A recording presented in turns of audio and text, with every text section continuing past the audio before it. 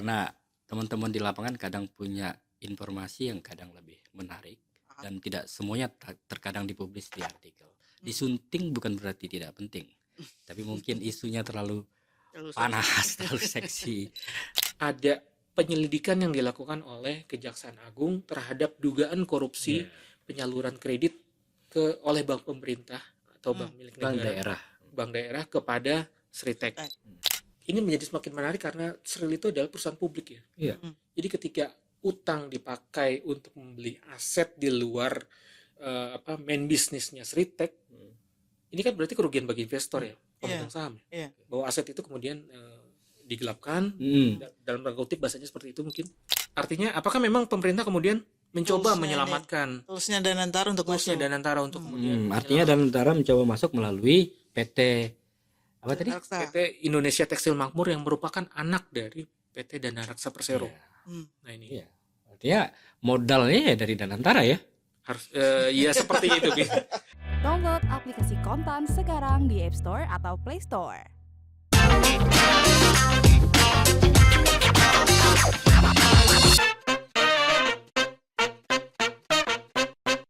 Sobat Kontan, jumpa kembali di acara program podcast Kontan Insight, tempat kita membicarakan topik-topik hangat seputar dunia investasi, ekonomi dan bisnis langsung dari dapur redaksi Kontan. Bersama saya Hafid Febri dan saya Jumiati Pertawijaya. Kita coba akan ngulik lebih dalam ya, ngorek cerita-cerita yang mungkin tertulis. Karena yang nulis ada di sini. Betul. Oke. Karena teman-teman di lapangan kadang punya informasi yang kadang lebih menarik dan tidak semuanya terkadang dipublis di artikel. Disunting bukan berarti tidak penting, tapi mungkin isunya terlalu panas, terlalu seksi. Nah, di sini saatnya kita buka-bukaan di acara podcast Kontan Insight. Insight ini satu produk dari Kontan juga ya. Jadi berbayar ya, Tri ya. Sorry saya belum mengenalkan ini teman kita dari Kontan Insight namanya Triyono. Oke. Nah kita hari ini akan coba bicara lebih mendalam tentang apa nih? Yang lagi hot dan banyak memantik perhatian ya. Sri Rizky Isman. PT Sritek ya. PT Sritek ya. Itu nama populernya. Nama populernya. Karena memang menyangkut kehidupan banyak orang ya yang kemudian terkena PHK karena sebelumnya menggantungkan hidupnya di Sritek ya. Melibatkan banyak pejabat penting juga ya. Betul. Dan tidak kalah pentingnya adalah beban hutang yang menyeret beban perbankan ya. Beban hutang dan yang terakhir dikompori oleh dugaan korupsi. Nah, tambah oleh meleduk nih. Kayaknya bakal makin panjang ceritanya. Makin panjang. Nah, mungkin bisa sedikit cerita tentang Sritek ini sejarahnya nih. Kita ngomong sejarahnya dulu deh. Apa sih perusahaan tekstil, salah satu perintis tekstil di Indonesia sepertinya? Iya. Bahkan disebut raksasa tekstil asal Sukoharjo. Oke, baik. Mungkin banyak artikel atau banyak media menulis di awal ya bahwa tahun 1966 Haji Muhammad Lukminto itu memulai usaha perdagangan kain tekstil ya di Pasar Klewer Sukoharjo. Itu awalnya. Berlanjut tahun berganti tahun 1968 beliau mencoba membangun pabrik ya pertamanya di Sukoharjo gitu. Dan kemudian nama Sri Rizky Isman itu semakin tenar ketika dia bisa melewati krisis di tahun 98. Sempat kena tapi ya dia ke BPPN ya. Sempat kena. Tapi akhirnya terus kemudian dia bisa melewati itu hingga akhirnya menjadi perusahaan terbuka di tahun 2013. Terus menjadi emiten di Bursa Efek Indonesia. Nah, perjalanannya ini tentu menarik ya. Nah, kalau insight ini kita coba menggali dari sumber-sumber yang memang selain dari situs web perusahaan, kita juga gali hal yang penting sebenarnya ada di prospektus IPO-nya Sritex. Nah ini mungkin belum banyak terungkap ke publik ya. Karena memang beberapa hal diceritakan detail sana walaupun tidak. Males bacanya biasanya, Tri. Mungkin karena terlalu panjang ya. Terlalu banyak ya. Iya. Saya mau cerita sedikit soal siapa itu Sritek gitu ya. Kalau ini kita mengupas dari prospektus IPO-nya si Sritek. Nah, diceritakan situ sebenarnya apakah memang iya Sritek itu didirikan awal oleh Haji Muhammad Lukminto gitu. Dia sebagai pemegang saham mayoritas kah gitu. Nah, ada data yang menarik di prospektus IPO sendiri bahwa di sekitar tahun itu kan di sekitar tahun 66 atau 68 itu PT Sri Rejeki. Waktu itu namanya masih Sri Rejeki ya. Belum ada Ismannya, Sri Rejeki. Nah, tahun 1982 itu, dan ini prospektus itu menampilkan komposisi pemegang saham awal dari PT Sri Rejeki Isman yang mau IPO itu. Disebutkan saat itu di 1982 itu, di tahun itu, bahwa pemegang saham mayoritas dari PT Sri Rejeki, entah saat itu udah pakai Isman belum ya, itu adalah Nyonya Ngatiem. Dia adalah pemegang 75% saham PT Sri Rejeki Isman. Ada pula nama Isman Gianto. Berapa persen? Dia pegang 6,25. Jumlah yang sama yang dipegang oleh Haji Muhammad Lukminto. Jadi sama sebenarnya. Sama sebenarnya. Jadi apa nenek apa ibunya? Tidak ada keterangan sebenarnya tidak ada keterangan di IPO siapa Nyonya Ngatiem, siapa Isman Gianto yang memiliki saham 6,25% sama dengan saham Haji Muhammad Lukminto. Tapi teman-teman Insek sudah mencoba menelusuri siapa Ngatiem dan dalam penelusuran kami itu sampai kami belum menemukan siapa identitas Nyonya Ngatiem ini. Siapa Ismanto Gianto ini, jadi mungkin memang jadi hal yang jadi misteri ini. Tiba-tiba ada Nyonya Ngatiem dan kami baru sadar hal ini ketika pas bongkar ini. Kita bongkar prospektus karena kan sumber terpercaya dan artinya itu kan yang memang dipublish ya. Dokumen resmi udah ditelaah oleh kantor hukum segala macam, OJK segala macam. Artinya ini dokumen yang resmi. Nyonya Ngatiem, ada nama Isman Gianto karena waktu itu namanya masih Sri Rejeki. Terus tambahan Isman ini apakah sosok bernama Isman Gianto ini yang kemudian menjadi nama Sri Rejeki itu bertambah menjadi Sri Rejeki Isman. Ini memang tidak ada keterangan, tapi nama Isman Gianto ini muncul di tahun itu 1982. Oke, kemudian tahun berganti tahun hingga akhirnya pada tahun sekitar komposisinya berubah. Nyonya Ngatiem menjual 75% sahamnya itu ke Haji Lukminto. Haji Muhammad Lukminto. Sehingga kepemilikan Haji Lukminto 6,25% ditambah 75% dari Nyonya Ngatiem itu. Jadi itu tahun berapa? Itu tahun sebelum IPO mestinya ya. Sebelum IPO. Dan dari ini 1 2 3 4 5 6 7 ada sekitar 7 pemegang saham individu saat itu ya. Ada Nyonya Ngatiem saya sebutkan, ada Nyonya Ngatiem, ada Isman Gianto, Haji Muhammad Lukminto, ada Tan Tirtokusumo, ada Sulistiawati, ada Ishak Junaid Tandajaya, dan ada Arif Halim. Ketujuh pemegang saham ini mengerucut menjadi 3 orang, yaitu Nyonya Ngatiem menjual kepemilikan sahamnya ke Haji Lukminto, terus kemudian beberapa orang lagi lainnya mengalihkan sahamnya itu ke Isman Gianto dan Arif Halim. Jadi terkonsentrasi pada di 3 orang. 3 orang itu ya. Haji Lukminto, Isman Gianto dan Arif Halim. Nah, hingga kemudian IPO. Pada suatu sebelum IPO ini ceritanya menarik juga. Sebelum IPO itu ada perubahan pergantian kepemilikan yang signifikan ya. Jadi sebelum dia biasanya perusahaan kalau sebelum IPO itu dandan dulu biasanya. Repositioning nih biasanya. Repositioning ya. Kalau gitu bisa disimpulkan raksasa tekstil ini lahir dari rahim Ngatiem. Ini jadi misteri sebenarnya. Siapa Nyonya Ngatiem ini? Oke, terjadi perubahan, saya bilang tadi perubahan komposisi pemegang saham yang sangat signifikan ya.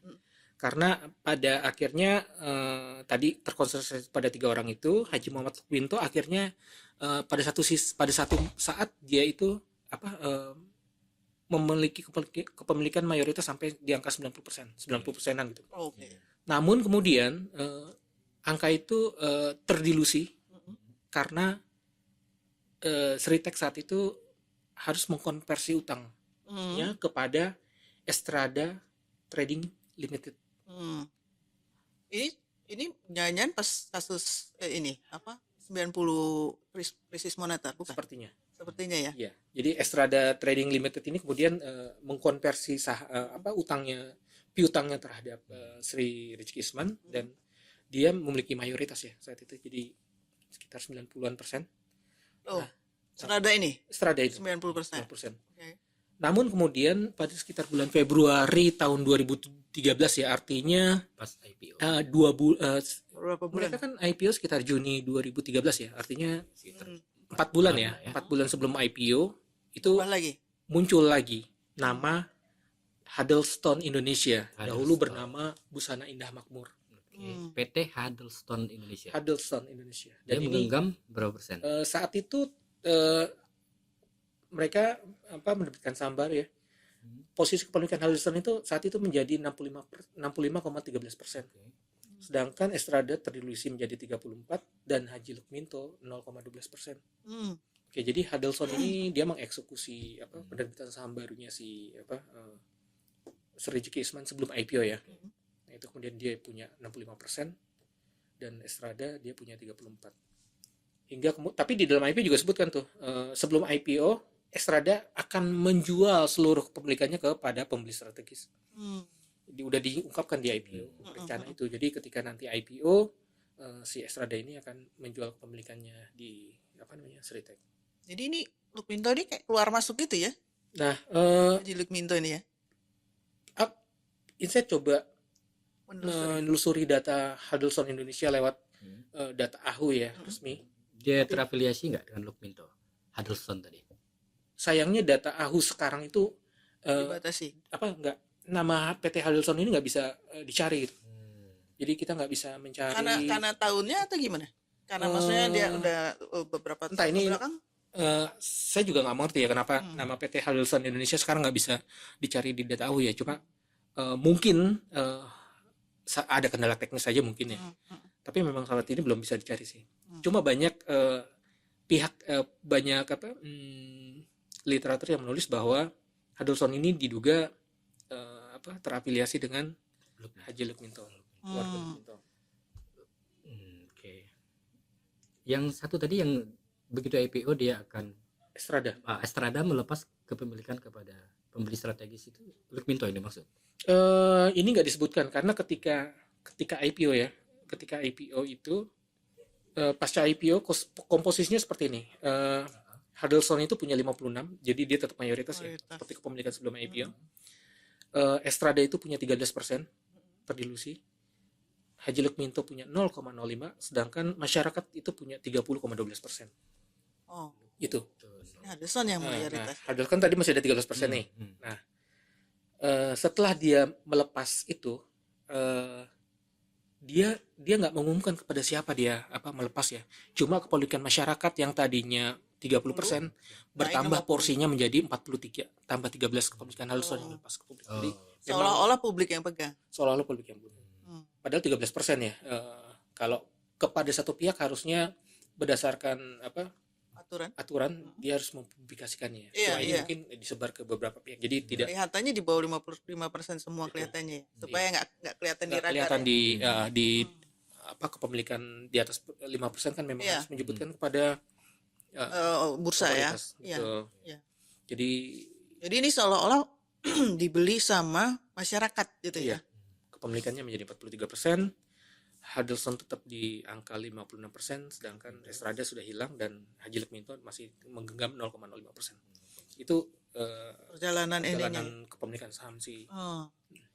Ini setelah IPO ya? Ini setelah IPO. Dalam perjalanannya sampai dia pilot ada perubahan lagi nggak? Sampai data terakhir ya yang kita punya, angkanya masih mayoritas si Huddlestone ini ya. Oh, masih sampai Masih. sekarang. Oh. Masih di angka 50.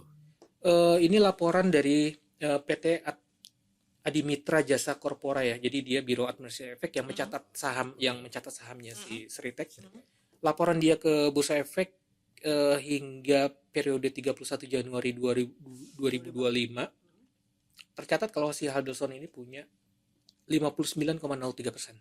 59,03%. Malah mengalami kenaikan ya dibanding pasca baru saja IPO tadi ya. Betul. Dan masyarakat punya di angka 39. Lukminto? Lukminto ini Lukminto itu ada di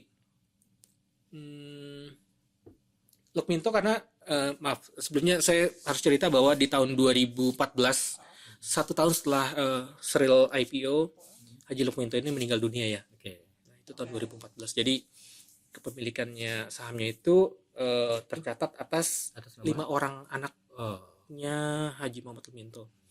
Itu ada Iwan Kurniawan, ada Foni Imelda Lukminto, ada Iwan Setiawan Lukminto, ada Margaret Imelda, dan ada Leni Imelda Lukminto. Itu 5 orang anaknya Haji Muhammad Lukminto. Porsinya memang kecil-kecil ya, 0,01, 0,01, 0,53. Yang terbesar Iwan Setiawan. Iwan Setiawan Lukminto yang terakhir posisinya itu menjabat sebagai komisaris di Sritek. Nah ini kemudian orang ini juga yang kemudian terjerat ke depan. Berapa persen? Hingga 31 Januari 2025 dia ada di angka 0,53%.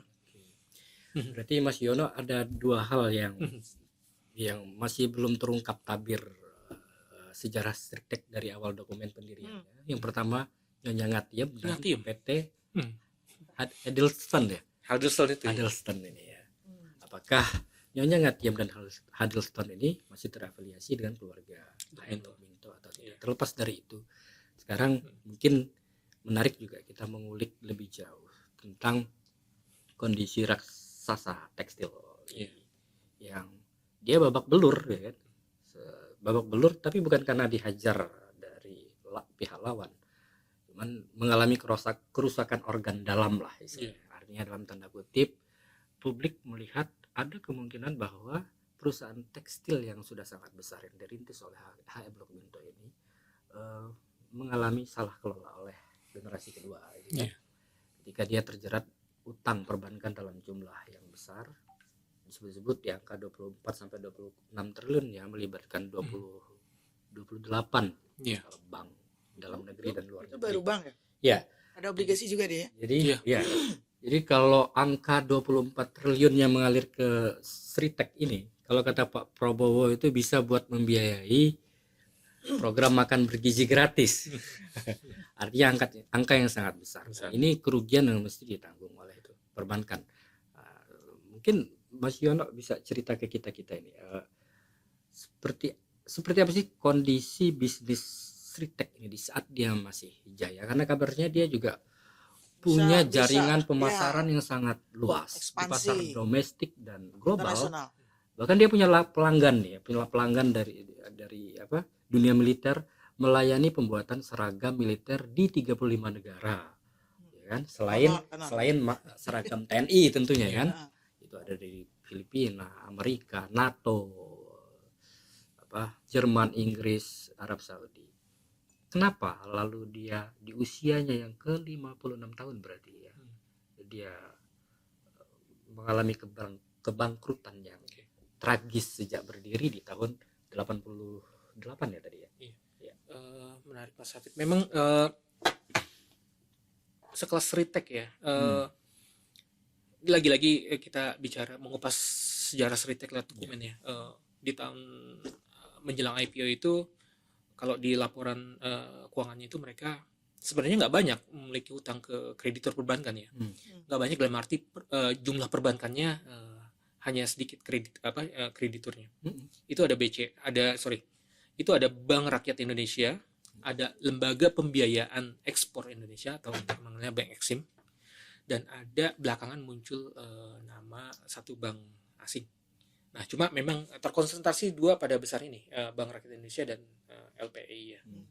Itu utangnya itu saat itu rasio debt to equity rasionya itu nggak nyampe 2, ada di sampai jelang IPO itu dia ada di sekitar 1,2.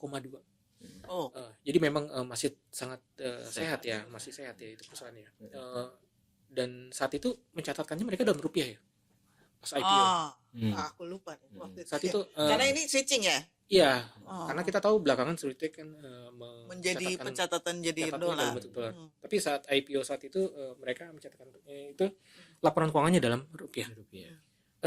Nilainya itu untuk utangnya perbankan itu kalau saya salah ini ada di sekitar 900-an miliar. Tapi nanti bisa dicek lagi datanya. Yaitu kepada 2 bank itu. Nah, belakangan ini kan memang kemudian itu masih artinya masih utang di masa Pak Lukminto ya, generasi pertamanya ya. Generasi pertama. Iya, masih di angka 900 miliar. Sebentar. Lebih pastinya sebentar. Artinya belum tembus 1 triliun. Iya. Nah, kemudian hingga sekarang tercatat sekitar berapa? 25 bank perbankan ya yang menyalurkan kredit ke Sritek ya. Nah, mengenai salah kelola segala macam, ini kan dugaan-dugaan yang memang pembuktiannya kalau kita dari orang luar tuh agak susah ya. Iya, agak susah, nggak bisa main. Karena tapi dari angka aja, dari angka ya. Maksudnya kalau misalnya tadi kamu bilang debt to equity ratio-nya masih 1,2. Sekarang berapa nih terakhir ini? Kan gede banget. Defisit. Gede banget. Defisit modal. Mereka sudah double ya. Betul. Lebih dari sudah minus ya ekuitasnya berarti. Iya. Artinya kan dia selama proses dari tahun 2000 berapa tadi? 13 sampai 2025 itu dia memupuk utang itu segitu gede. Iya, artinya penumpukan utang ini kan bisa dikatakan atau bisa kita simpulkan pembengkakan ya, utang yang menjadi menggunung tadi itu terjadi di tangan generasi kedua kalau gitu kan. Kalau berdasarkan fakta ini harusnya seperti itu.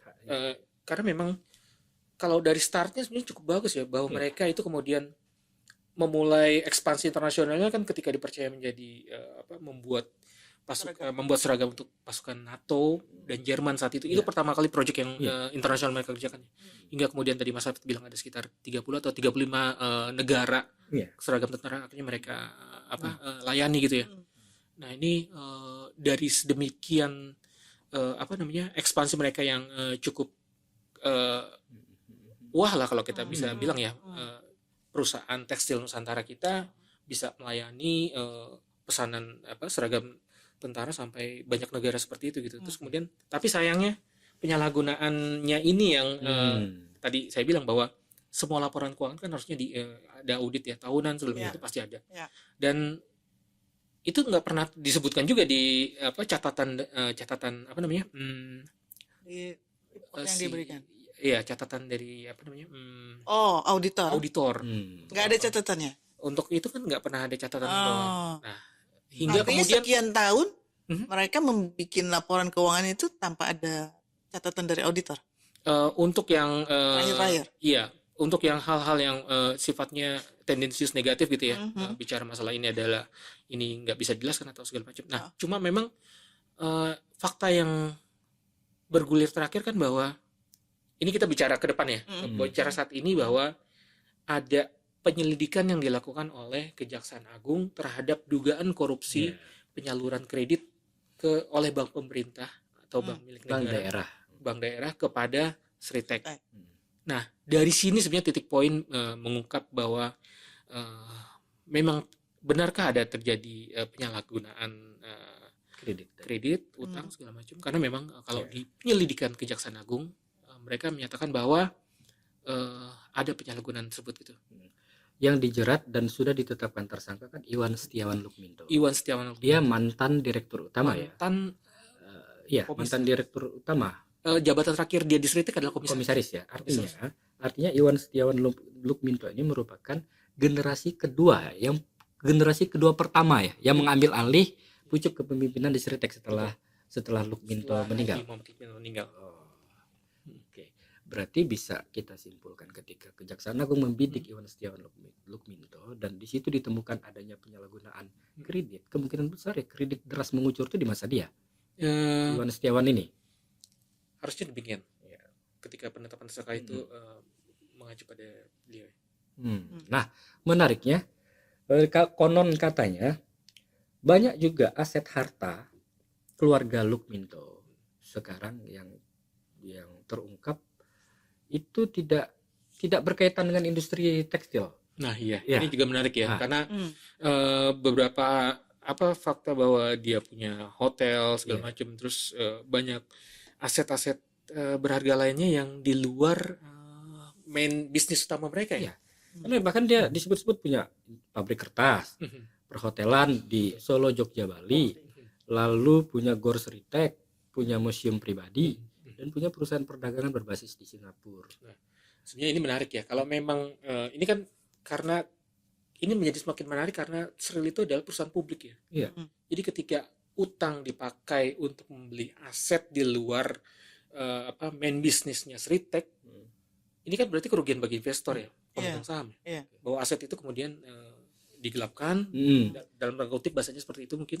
Karena benang merahnya nyambung dengan hasil penyelidikan sementara Kejagung yang mengatakan bahwa ada penggunaan pinjaman oleh Iwan Setiawan Lukminto yang tidak berkaitan dengan Sritek ya, yang tidak berkaitan dengan bisnis tekstilnya kan, kalau nggak salah kan. Betul. Apakah kemungkinan besar ya lari salah satunya ke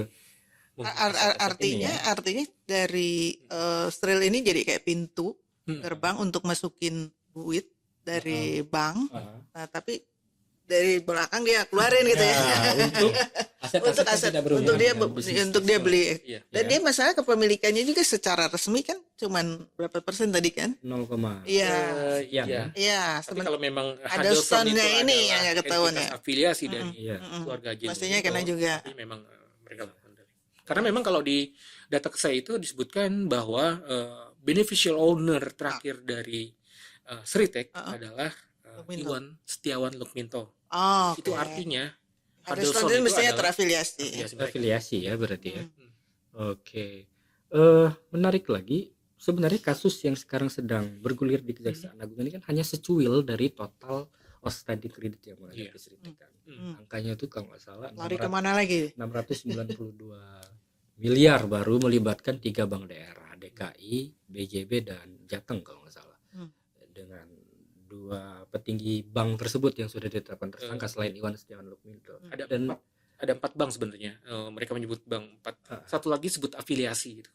Afiliasi itu yaitu ada BNI, ada LPI dan satu lagi. Artinya skala cakupan pemeriksaan Kejagung ini baru berapa persen ya dari total kredit yang mengalir kan? Baru setengah triliun lah dari total. Dari total kredit yang mengalir ke mereka itu sekitar di angka 24 triliunan kan. Bisa mungkin menarik kalau misalnya aparat hukum ini, lembaga penegak hukum ini bisa mengusut tuntas, menelusuri terus dan juga, bisa mengungkap skandal yang lebih besar dari penyalahgunaan kredit ini, dan mungkin bisa menelusuri lebih jauh kali ya, siapa tahu ditemukan aset-aset keluarga Lukminto yang lebih besar dari yang sekarang terungkap. Betul. Tidak sekedar hotel, tidak sekedar pabrik kertas misalnya kan. Iya betul. Dalam rilis kejaksaan ya, mereka menyebut bahwa kredit yang disalurkan oleh perbankan milik pemerintah atau perbankan daerah milik pemerintah itu ya, itu angkanya ada sekitar 3, sekian triliun gitu ya. Dan yang mereka ungkap sekarang yang itu melibatkan 2 bank ya, ini berdasarkan rilis kejaksaan ya. Ada Bank Jawa BJBR ya, Bank Jawa Barat Banten, dan satu lagi ada PT Bank DKI. Memang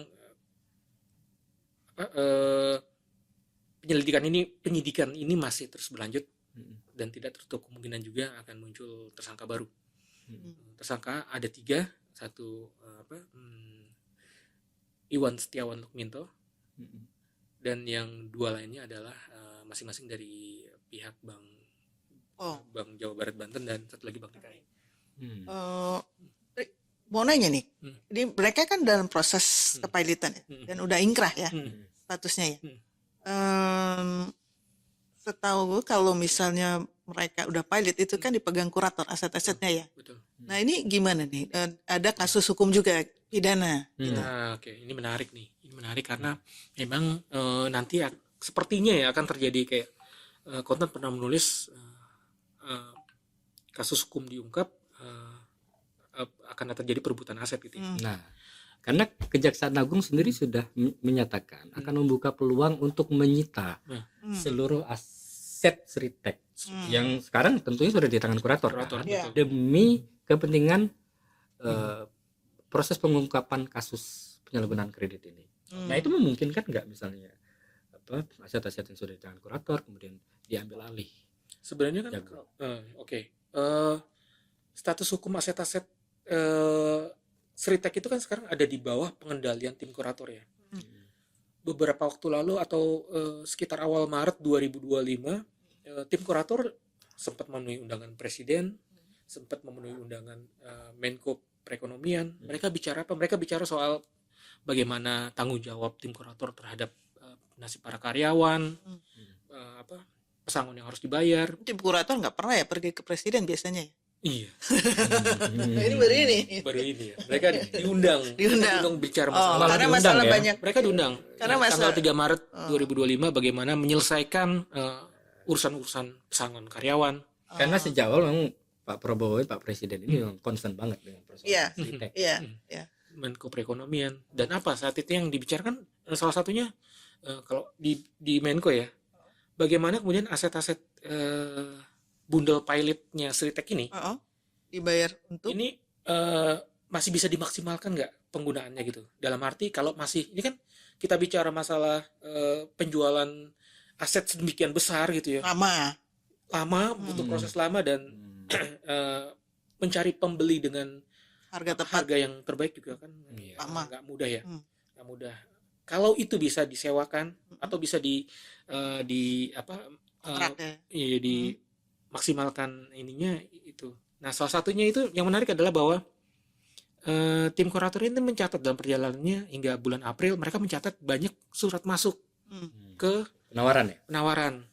Nah, itu artinya memang ada dari calon investor memang ada yang ingin menyewa asetnya Sritek. Nah, sebelum sana mungkin saya akan cerita yang soal tadi bahwa ini ada benturan kepentingan nih antara kasus tindak pidana korupsi yang sedang disut oleh kejaksaan dengan harta bundle pilot yang tengah di tangan kurator. Nah, beberapa ahli hukum yang kita hubungin ya, ada Pak Ricardo Simanjuntak, terus ada Prof Nindyo Pramono dari UGM. Intinya mereka sama bahwa jika kelak kejaksaan ini memenangkan perkara tindak pidana korupsi tersebut, maka posisi mereka itu akan menjadi kreditor preferent dalam konteks kepailitan. Ini konteksnya masih kepailitan nih. Apa sih kreditor preferent itu? Kreditor preferent itu kan kreditor yang posisinya lebih baik daripada kreditor pada umumnya yang tidak memegang aset ya. Tapi karena dia dianggap sebagai salah satu kreditur gitu ya. Tapi dia masuk dalam satu kreditur. Nah, urutannya itu kan ada ya seperti kreditur yang terpisah ya. Mereka ada memiliki jaminan sendiri. Cuma posisi bank pemerintah dalam arti ini yang sedang selidiki oleh kejaksaannya ini Bank Banten dan Bank DKI disebutkan dalam rilis kejaksaan bahwa mereka tidak memiliki jaminan aset. Artinya apa? Posisi mereka tuh sebenarnya sebelum adanya kasus Tipikor ini ya, mereka tuh dalam posisi kreditur sebagai kreditur konkuren. Kreditur pada umumnya yang penyelesaiannya itu paling akhir lah. Bahkan nggak ada jaminan aset. Jadi itu nanti nanti asetnya itu nanti akan dibagi dulu proporsional ya. Iya. Tentunya untuk pertama mereka yang memang memiliki keutamaan untuk dibayarkan terlebih dahulu dari harta bundle pilot itu ya.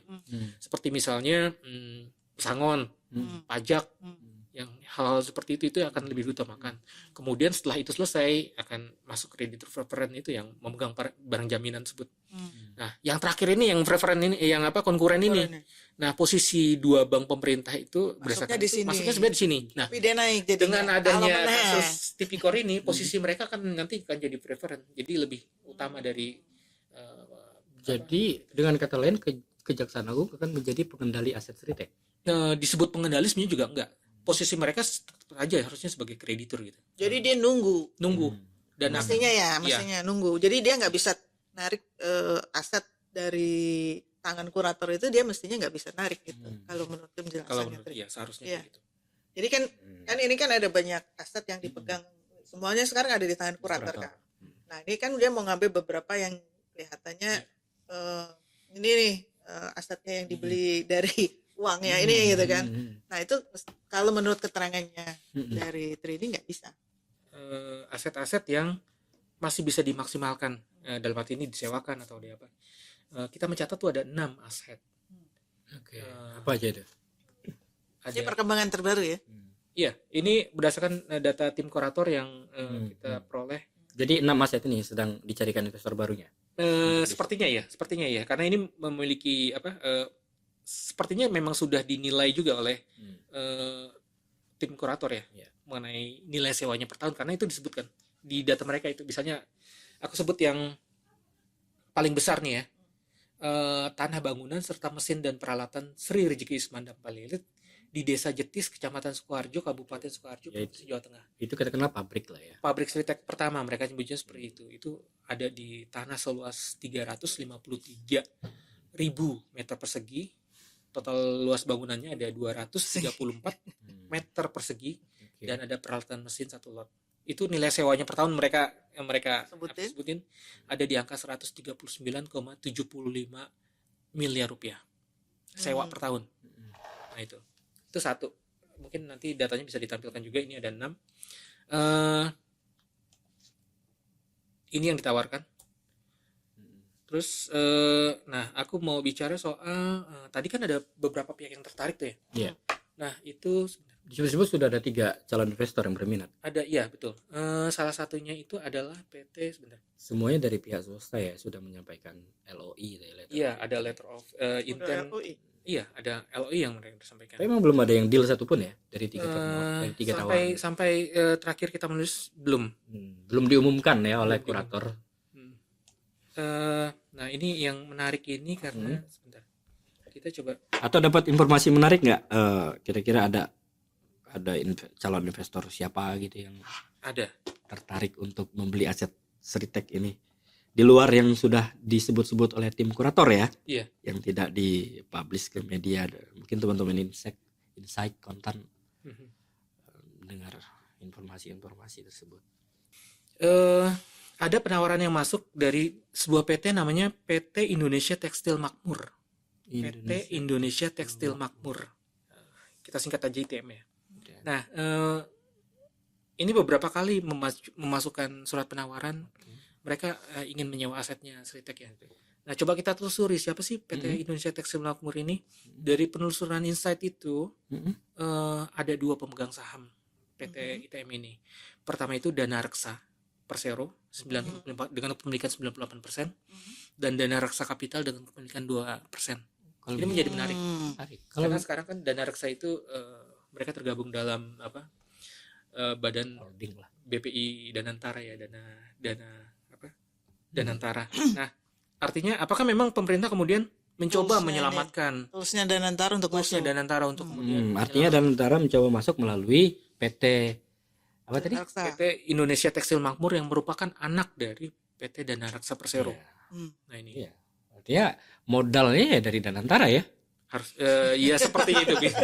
Ada keterkaitannya Filises dengan apa? Yang menarik ini. Tapi ini juga menariknya adalah kalau misalnya dari Dana Reksa, ini kan dia perusahaan perusahaan keuangan gitu ya, bukan perusahaan tekstil kan. Iya.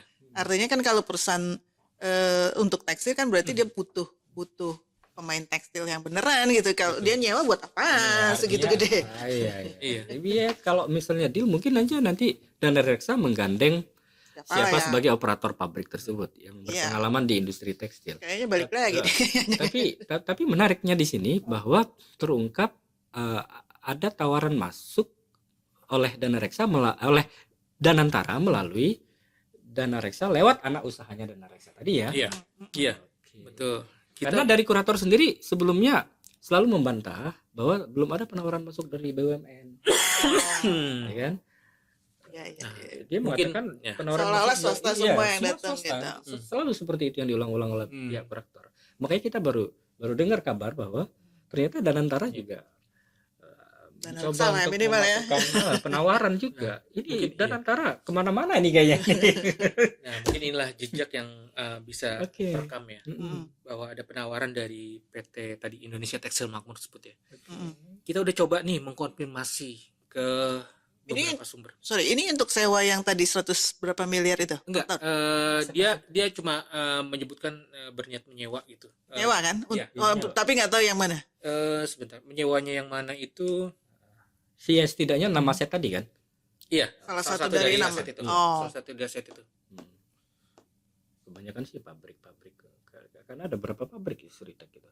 Ada Iya. Kalau nggak salah memang pabrik satu itu yang diincarnya. yang diincarnya ya Yang pabrik. terbesar itu. Kayaknya modern juga ya. Iya, itu dan itu yang terbesar yang di Sritek. Waktu itu kita coba konfirmasi ke Bapak Pandu ya. Namun beliau waktu itu belum mau berkomentar ya. Oke. Nah, sama dari pihak Danarksnya sendiri kita juga coba hubungin direktur utama Pak Yudi ya.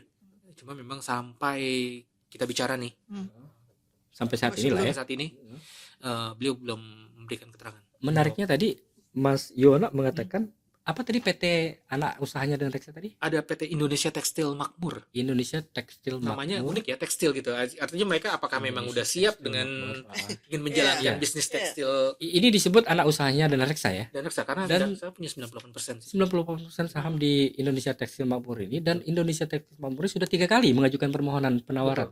Betul, sudah bolak-balik ya. Artinya serius mereka dong. Serius. Mereka serius. Ada yang lain? Katanya ada beberapa yang mengajukan Ada, LOI. ada 3 malah Letter of dikatakan. intent. Salah satunya ada perusahaan ya. Kita udah cek. Cuman Dana Reksa dan Danantara masih bungkam ya, Mas Yono ya. Iya, mereka belum memberikan keterangan penjelasan mengenai posisi penawaran tersebut ya. Tapi dari pihak kurator juga belum pernah menyebut ini ya, soal nominal nilai. Artinya harga dari penyewaan aset-aset tersebut belum pernah ya. Mereka cuma menyebutkan daftar aset yang berpotensi untuk kemudian bisa disewa ya. Itu ada 6 dan mereka rinci tuh sebenarnya Harganya. iya Harga sewa gitu. harga sewanya mungkin itu udah penilaian dari mereka ya. Tim kurator. Udah ada. Ada? Di laporan mereka itu udah ada. Nah, cuma Cuman penawaran yang masuknya berapa tuh nggak iya, dikasih tahu. itu nggak. Oke. Ingat Mas Yono angkanya? Ya itu tadi. Itu tadi Bisa di- 130-an. ada, itu salah satu aja sih. Sebenarnya data lengkapnya nanti udah kita Ada di sediakan sini. di Oke. laporan. Jadi Danantara bersaing dengan tawaran-tawaran dari pihak swasta nih ya. Pihak swasta. Beauty contest nih. Itu ngetes. Mana yang penawaran Bahkan ada paling satu menarik? perusahaan, ini saya lagi cari. Ada satu perusahaan yang udah kita coba cari namanya, itu ternyata pemegang sahamnya adalah atau si Iwan Setiawan Lukminto dan Iwan Lukminto bersaudara itu. Iwan Kurniawan dan Iwan Kurniawan dan Iwan Setiawan. Setiawan sebagai pemegang saham satu perusahaan yang mencoba mengajukan sewa. Oh ya? Iya. Apa nama perusahaannya apa? Nah, sebentar. Oh ya? Oh jadi mereka masih berupaya untuk Masuk juga. untuk kembali memiliki Iya nggak? aset-aset tersebut Expert di sini. dengan status sewa ya. Itu terungkap di dokumen perusahaan tersebut. Kedua nama itu sebagai owner. Iya, kita beli datanya. Sebentar. Nanti ini data juga bisa diungkap karena memang ini data resmi yang kita coba ambil dari Kementerian Hukum dan HAM. Jadi publik pun bisa melihat data ini ya. Iya. PT Citra Busana Semesta. Nah, ini salah satu perusahaan yang dicatat oleh tim kurator mengajukan penawaran sewa. Sewa atau sebentar biar lebih pastinya Ada susunan direksinya di PT itu. ada. Nah, itu yang oh iya. Disebutkan di judul suratnya kepada tim kurator itu adalah proposal sewa pabrik X-Tritech. Itu surat dikirim tanggal 20 Maret 2025. Iya, setelah dinyatakan pilot oleh Mahkamah Agung. Oke. Tadi saya coba akan publish nama dari ininya ya. Citra Busana Semesta. Ini Iwan Kurniawan Lukminto dan Iwan Setiawan Lukminto di perusahaan ini memiliki porsi saham masing-masing sama 50% porsinya. Berarti 100% akumulasi. Dan mereka nggak mencantumkan jabatan mereka di situ. Artinya memang perusahaan itu dioperasikan oleh direktur bernama Bobby Bakhtiar dan ada komisioner bernama Tri Ari Wibowo. Jadi Lukminto bersaudara ini cuma mencatatkan perannya itu sebagai pemilik dengan kepemilikan masing-masing sama besar porsi 50% itu. Ini salah satu data yang akhirnya kita ungkap ya, bahwa ternyata ada perusahaan yang coba menyewa aset Sritek dan itu ternyata adalah pemilik lama. Dia coba apa istilahnya ya? Ganti perahu ya. Jadi skoci. Perahu, tapi sepertinya sih keinginannya bakal kandas karena sudah berurusan dengan Kejaksaan Agung. Itu dia. Nah, sebenarnya ada juga tapi menarik kalau misalnya nih sampai kasus ini tidak terungkap di kejaksaan gitu ya. Secara hukum kepailitan ya. Itu bisa nggak sih dilakukan? Memungkinkan nggak? Memungkinkan mereka kembali. Owner lama kembali. Owner lama kembali dengan perahu lain gitu. Lewat perusahaan baru menyewakan. Karena kan dia tadi ya. Tapi belum nggak, misalnya ini nggak ada masuk kasus pidana ya. Jadi ini hanya pilot murni gitu. Artinya si Setiawan Lukminto ini tidak terjerat kasus Kejagung. Kalau mungkin kan nggak kira-kira dia bakal menang misalnya, dimenangkan oleh kurator pemilik lama ini melalui perahu Citra Busana Semesta tadi. Nggak ada aturan yang melarang kan?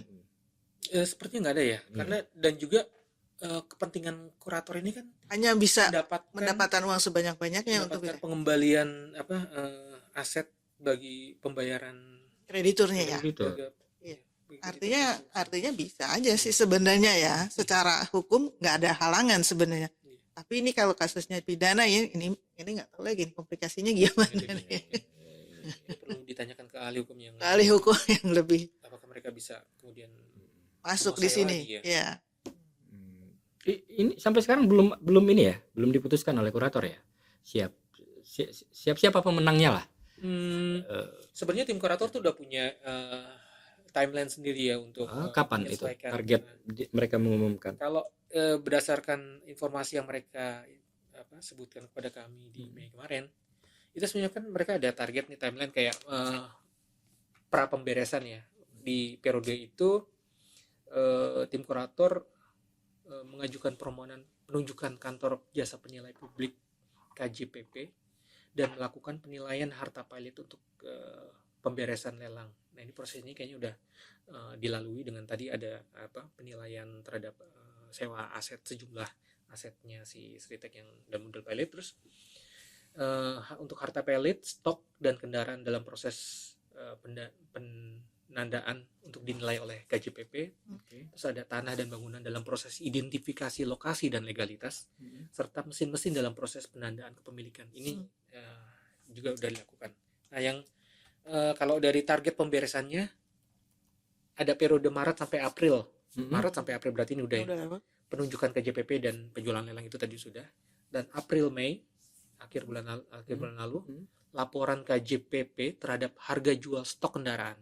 Baru harga jual stok dan kendaraan. Dan periode Mei sampai Juni 2025 adalah pengajuan lelang terhadap stok dan kendaraan. Lalu ada periode Juni Agustus di mana di situ sebutkan laporan KJPP terhadap harga jual tanah, bangunan dan mesin.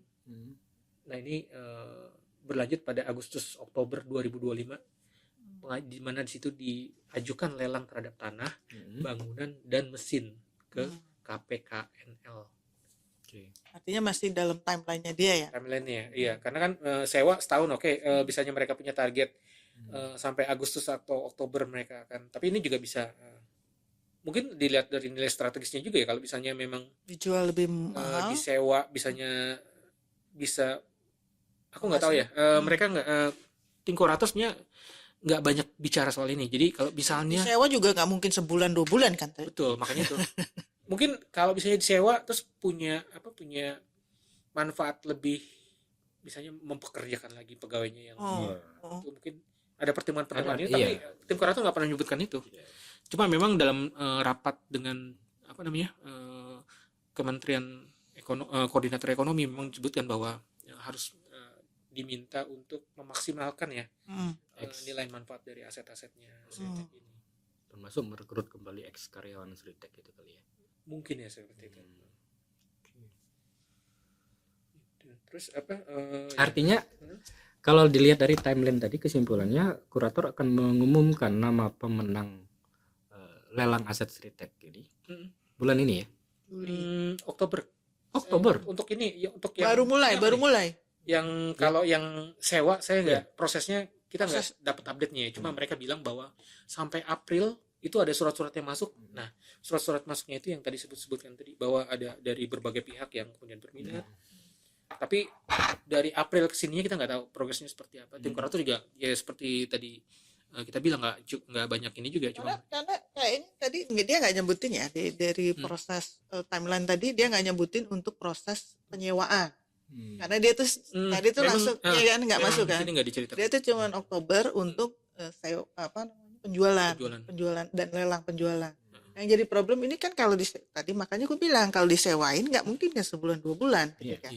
Nah kalau di Oktober dia harus mulai dijual, ya berapa bulan doang disewa ini itu kan.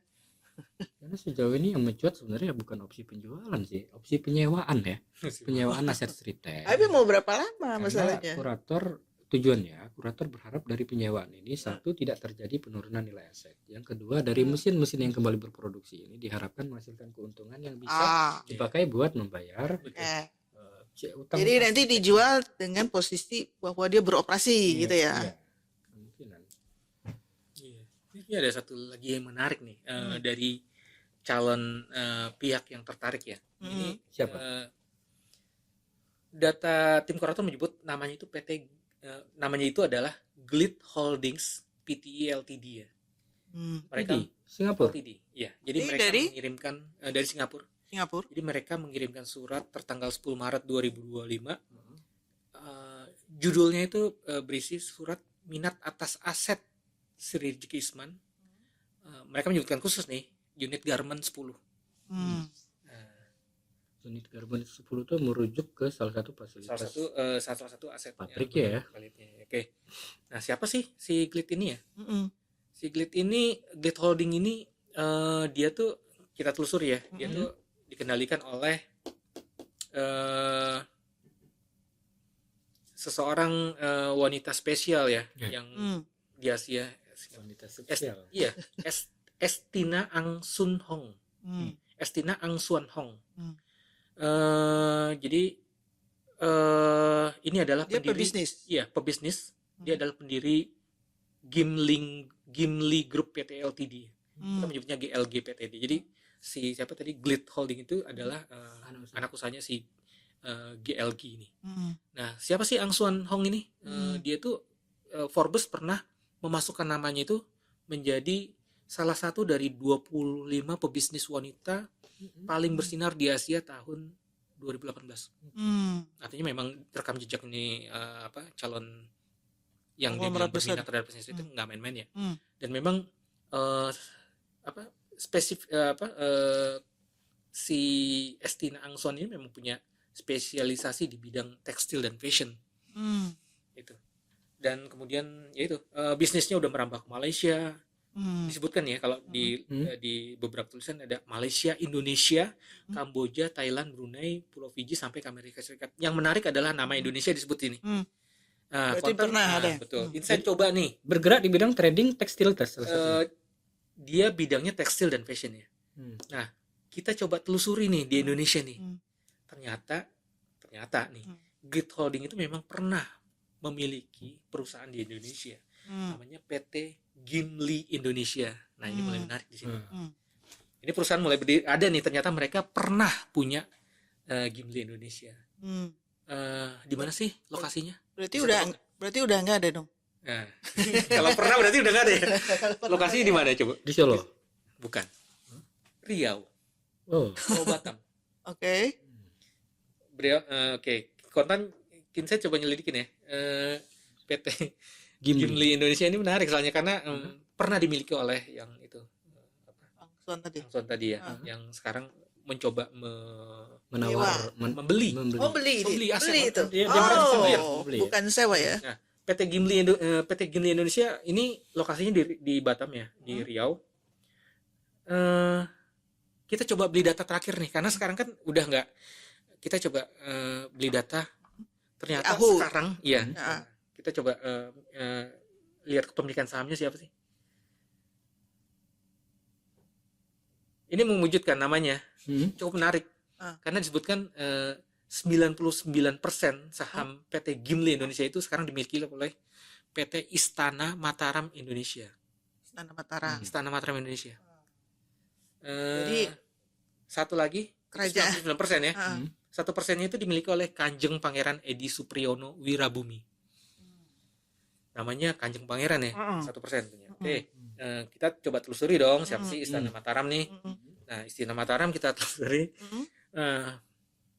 Pemegang 70% sahamnya Istana Mataram ini adalah Kanjeng Pangeran Edi Supriyono Wirabumi. Tadi 1% tadi. Nah, ini dia sekarang 70% ya di induk ya. Nah, 30% sahamnya Istana Mataram Indonesia lainnya itu terbagi nih kepada 3 pihak masing-masing 10%. Namanya ini cukup menarik. Pertama, Bendara Raden Ajeng Sedah Mirah. Kedua, BRAJ yaitu Bendara Ajeng Lung Ayu 10% dan Gusti Raden Ayu Kus Murtia 10%. Sebenarnya ini bukan cerita besar dari Sriteknya ya. Ini cerita calon yang meminang ya, yang meminang berminat kepada aset Sritek. Tapi kemudian ternyata ada cerita sempilan yang menurut saya menarik gitu. Jadi kalau boleh dibilang itu kerabat-keratan mungkin ya. Mereka punya jadi perusahaan kerat istana ini mengambil alih punyanya Angsun ini di Indonesia. Riau, Ya, di Riau. yang di Riau. Akhirnya jadi dia nggak punya bisnis lagi, dan terus dia mencari sekarang di Sritex ini ya. Iya. Kayaknya gitu ya. Menariknya ya PT Istana Mataram tadi ya. Indonesia. Dan susunan ownernya nama-nama keraton semua ya. Nama keraton semua. Itu. Nah, dan ada nama sayangnya ya. Data tahu yang kita miliki sekarang tuh tidak mencantumkan tanda tahun kelahiran pihak yang disebutkan situ kan.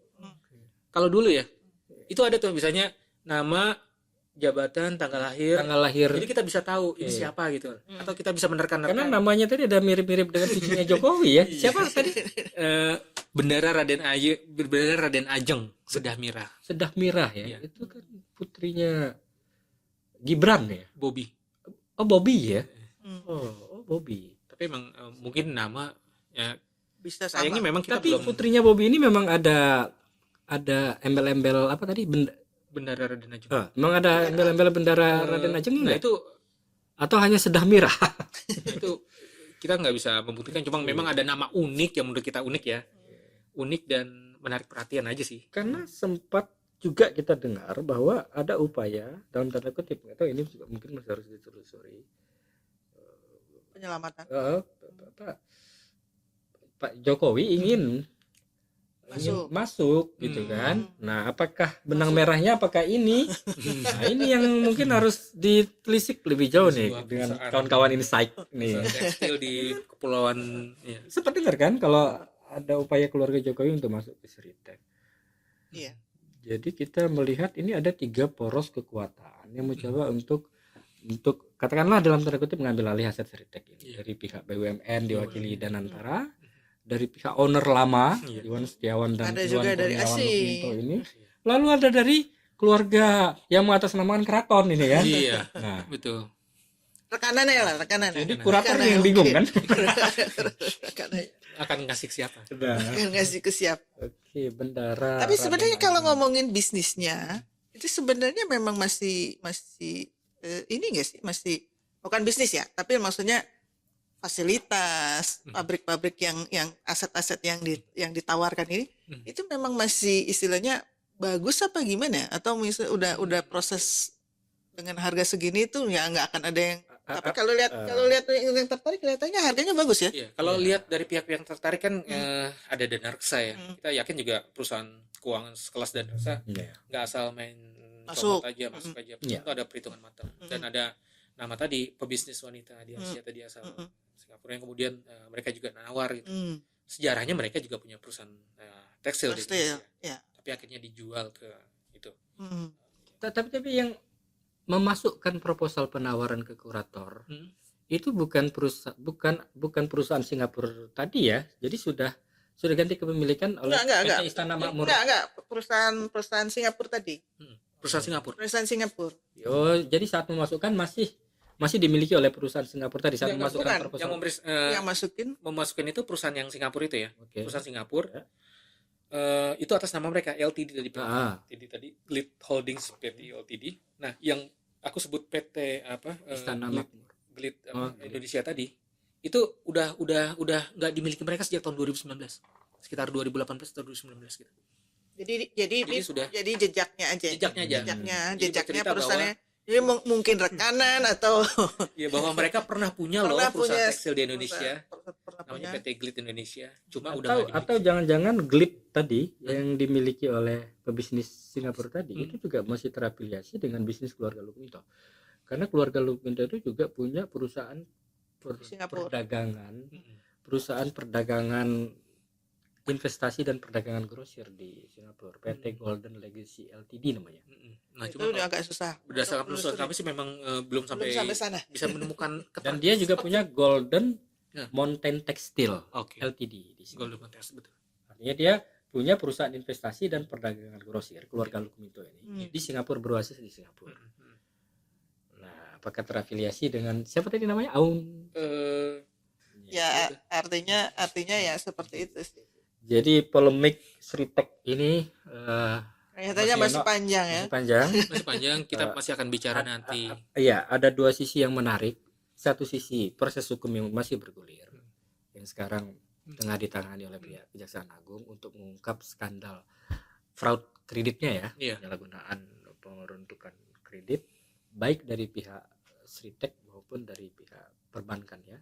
Yang kedua, proses pencarian investor baru yang akan mengoperasikan aset-aset Sritek. Ini dua hal yang menarik. Yang tentunya kita akan menunggu nih proses kelanjutan ending dari kasus hukumnya akan seperti apa. Apakah akan ada tersangka baru, misalnya adiknya Iwan Kurniawan Lukminto turut ditetapkan tersangka, karena kalau nggak salah Kejaksaan Agung juga sudah memanggil Iwan Kurniawan Lukminto untuk dimintai keterangannya sebagai saksi statusnya. Kalau Iwan Setiawan kan sudah tersangka nih. Apakah kemudian si Iwan Kurniawan yang terakhir posisi saat pilot dia menjabat di Sritek juga akan ditetapkan tersangka? Itu kita tunggu proses hukum di Kejaksaan Agung. Tentunya proses pengumpulan bukti terus dilakukan, dan kita juga menunggu kurator mengumumkan siapa investor yang dinyatakan keluar sebagai pemenang, dan mudah-mudahan benar bahwa aset Sritek ini tetap bisa optimal melakukan proses produksi, bisa kembali dijual, melayani pelanggan-pelanggan dia di luar negeri, sehingga bisa menghasilkan laba kembali untuk membayar tunggakan pinjaman dia. Tapi sebenarnya kalau balik lagi ke pemilik lama nanti berulang lagi nih kisahnya. Iya. Itu harusnya itu menjadi pertimbangan khusus. Harusnya jadi pertimbangan, ya. Dan kalau dia karena bicara track record ya. Iya, karena dia pernah yang kejadian 9. Logikanya kan dia yang membuat karam nih perahu. Iya. Masa terus si nahkoda ini diizinkan kembali artinya mengemudikan kapal ini mau karam yang kedua kalinya. Dan secara logika sih dia, karena itu aset yang akan dilelang atau akan disewa dalam kanda, tim kurator kan nanti butuh ya. Artinya si pemilik lawan ini bisa dapat aset dia sekarang dengan harga yang jauh lebih murah. Itu biasanya begitu. Ya kan? Itu harusnya sih itu bisa diantisipasi ya. Ke depan teman-teman Insek mungkin juga akan lebih menarik kalau bisa mengungkap siapa sih identitas owner dari PT Istana Makmur. Yang ada nama-nama nyerempet dengan keluarga mantan Presiden Jokowi tadi Sedah Mira. Memang namanya mirip ya. Lalu tapi juga mempertegas kepastian dari pihak Danantara atau Danareksa soal benar nggak sih mereka punya rencana jangka panjang untuk Sritek ya. Oke. Menarik atas sharing-sharing yang sangat penting Mas Yuwono. Sama-sama. Kita bisa mendapat banyak sekali banyak insight. uh, Banyak insight. informasi-informasi penting yang selama ini tidak terungkap ke publik cukup detail terkait dengan proses-proses tawaran yang masuk dari PPH calon-calon investor untuk menyewa aset Sritek. Ternyata ada tadi masih menjadi misteri kan, Dan di awal pun ada Danantara udah kita buka dengan terus Nyonya kita Ngatiem ya. kaget di situ. Ngatim. Nyonya Ngatiem Iya, kan. ya. Punya 75% Nah, Sritek. dari James Sritek ini penuh tabir. Dari awal sudah ada kontroversi Ngatiem, ya kan? Lalu di saat sekarang upaya penyelamatan aset Sritek pun banyak tabir lagi, ya kan? Sedang mirah, tabir baru. Tabirnya berubah. Seandainya ya data aplikasi hukum Kemenkumham itu untuk yang data AU perusahaan itu menampilkan tanggal lahir dari pihak yang bersangkutan yang disebut, Mestinya confirm ya. mestinya confirm siapa itu dia. Apa ada nama yang sama ya kan? Nggak tahu ya. Saya nggak tahu ya, sejak ya kita coba kulik aset itu kan baru aja nih, kita cari datanya setelah kejaksaan itu. Nah, data yang terjadi dari Kemenkumham ya itu. Tapi ini belum ditulis ya di Insight ya? Yang apa? Sudah, kalau yang untuk nama sudah keraton itu sudah Udah. kita klik-klik gitu ya. Belum itu ya, Nyonya Ngatiem itu. Memang kita akan ungkap khusus di podcast. Sedikit bunga-bunga lah ya. Oke, nanti tulisannya ada juga kan di Insight ini ya, ada. Jadi sebenarnya kita bisa melihat lebih detail lagi mungkin dan update-nya terus ya. Iya. Akan Dan terus ada diupdate data-data ya. juga yang saya sebutkan tadi, ada 6 perusahaan yang sedang ditawarkan. Terus mengenai nama-nama calon peminat aset Sritek itu juga udah kami tampilkan. Jadi nanti kita tunggu perkembangannya. Iya. Dan kalau memang nggak mau nunggu podcast, kita bisa subscribe. Ya, pokoknya Kontan jangan lupa Insight. pantau terus berita-berita di Kontan ya. Kontan Insight. Jangan lupa. Karena di situ akan banyak tersaji berita-berita seputar bisnis, investasi, ekonomi yang perlu diupdate. Ya. Selalu ramai. Yang lagi ramai. Amin. Terus jangan lupa juga subscribe channel Kontan TV ya. Oh ya pasti dong. Jangan lupa guys. Oke. Salam cuan. Salam. Salam cuan. Keputusan bisnis terbaik datang dari data, bukan tebakan. Mudah berlangganan Business Insight dengan subscribe with Google.